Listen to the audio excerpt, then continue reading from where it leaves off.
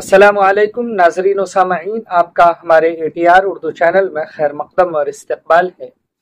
अभी हम आपके सामने लेकर हाजिर हुए हैं दर्जा 9th की किताब दरख्शां हिस्सा अव्वल। इसको हम सिलसिलेवार तरीके से पढ़ रहे हैं, समझ रहे हैं। इसके जो चैप्टर्स हैं उन चैप्टर को हमने सॉल्व किया है, समझा है। आज इससे पहले हमने रुबाई को पढ़ा है, रुबाई सिन्फ और सिन्फ के लवाजिमात को जाना है, उसकी पहचान हम कर सकेंगे। इसी तरह से रुबाई लिखने वाले एक बहुत मशहूर शायर हैं तलूक चंद महरूम, उनकी बायोग्राफी, उनके सवाने हयात को हमने जान लिया है। वो रुबाई के एक बेहतरीन शायर हैं, उन्होंने कई रुबाइयाँ लिखी हैं। हमारे सामने एक रुबाई है तलूक चंद महरूम की, वो रुबाई पढ़ेंगे, फिर उसको हम समझेंगे। सबसे पहले तो हम आपको बता दें कि रुबाई कहते हैं हम 4 मिसरों की नज्म, जिसका पहला, दूसरा और तीसरा मिसरा हम काफिया होता है। और ये रुबाई जो लफ्ज है इसकी जमा है, प्लुरल है, रुबाइयात। तो यहाँ पर कई रुबाई दिए गए हैं। तलूक चंद महरूम के 4 रुबाई, चारों को पढ़ेंगे तो हम जानेंगे, और फिर इसीलिए उसकी जमा है रुबाइयात यूज किया है। और पहली रुबाई ही हम यहाँ पर आपके सामने पेश कर रहे हैं, वो है हर तन में नहा है जिसने बख्शी है जान। नहा किसको कहते हैं? नहा कहते हैं जो छुपा हुआ है, जो पोशीदा है, जो नजर नहीं आ रहा है, तो उसी को हम कहते हैं कि हर तन में, और तन कहते हैं बदन को, जिस्म को, तो हर जिस्म में नहा है, पोशीदा है, जिसने बख्शी है जान, जिसने हमें जान दी है।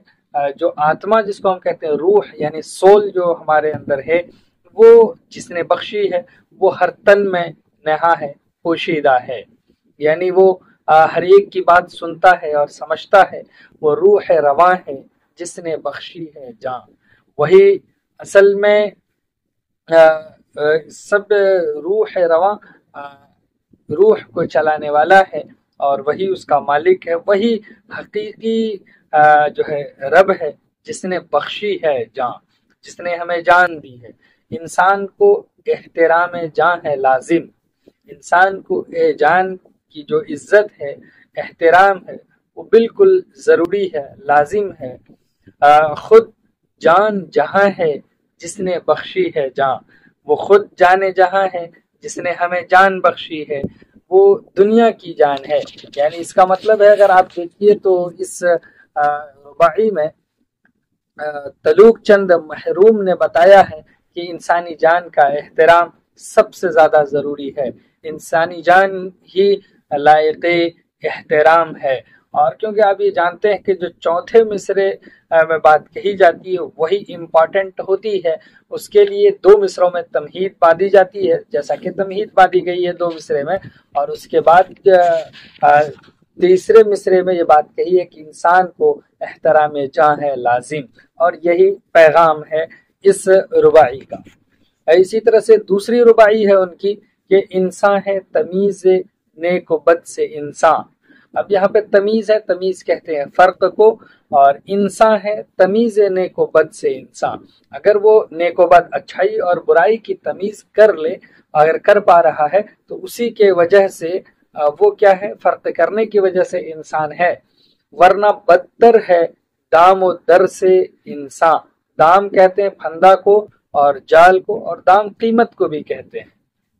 यहाँ पर अगर कहिए तो ये इहाम का शेर है, करें वरना बदतर है, बुरा है, किससे?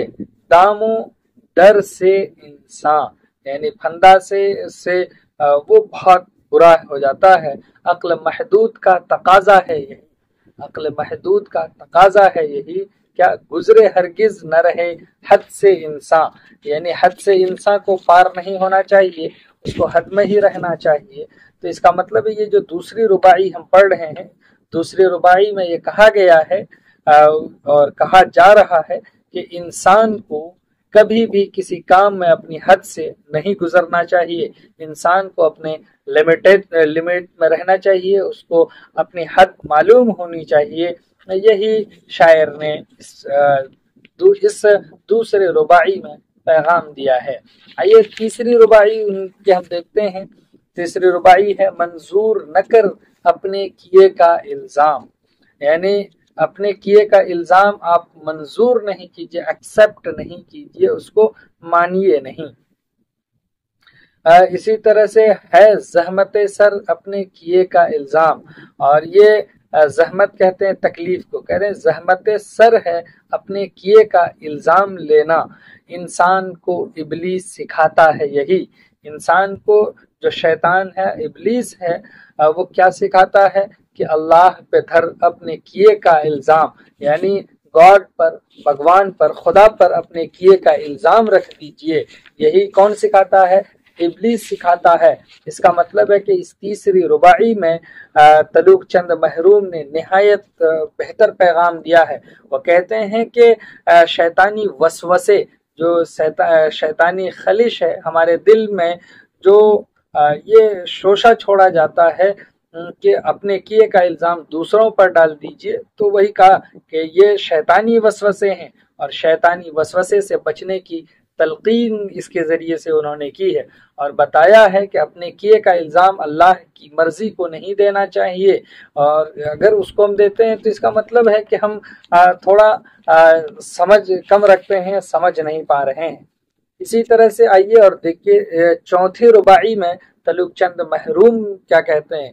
کہتے ہیں کہ تہذیب وطن کی ترجمہ ہے اردو، یعنی اردو زبان کے بارے میں بات کر رہے ہیں کہ جو وطن کی ایک سویلائز ہوتی ہے، جو اس کے کلچر ہوتے ہیں، اسی کو تہذیب کہہ رہے ہیں کہ وہ کیا ہے کہ وطن کی ترجمان ہے، اور وطن کی ترجمان کس کو بتایا؟ اردو کو۔ سرمایہ فن کی پاسباں ہے اردو، اب یہاں پر سرمایہ کہا، سرمایہ مطلب دولت، پونجی، فن کے سرمایہ، اور پاسباں کہتے ہیں نگراں اور نگہبان کو، یعنی حفاظت کرنے والا، پہرا دینے والے کو۔ تو کہہ رہے ہیں کہ فن کے پہرے داری کی پونجی اردو ہی ہے، ناصر اس کی لطافتوں پر ہے نثار، ناصر کہتے ہیں جو نثر لکھنے والے ہیں، اس کو ناصر کہہ رہے ہیں کہ وہ اس پر کیا ہیں؟ نثار ہیں، قربان کرنے والے ہیں اس کی لطافتوں پہ۔ محبوب دل سخن رواں ہے اردو، کہہ رہے ہیں کہ محبوب دل سخن یعنی بہت پیاری زبان ہے اردو، اس کے بارے میں یہ بتایا۔ اور یہ چوتھی رباعی ہے تلوک چند محروم کی، اس رباعی میں اردو زبان کی انہوں نے تعریف کی ہے۔